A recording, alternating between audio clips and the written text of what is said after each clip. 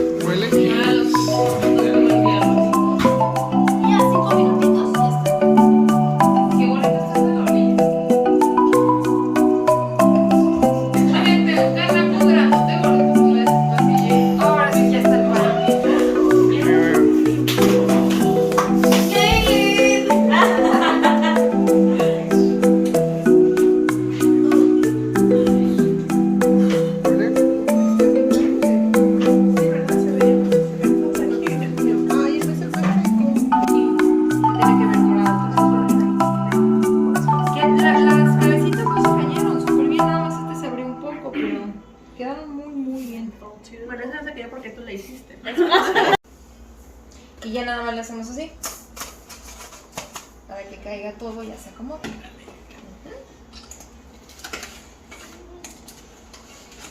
Este de aquí, ¿no?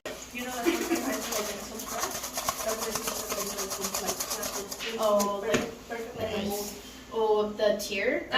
What's it called? The middle part. No. You know that when we were. Oye, no sé cuál es el mío ya. Pero solo... No pasa nada, digo, se van a decir el panecito muerto. O de una vez está punto. Sí, el 5 va. 5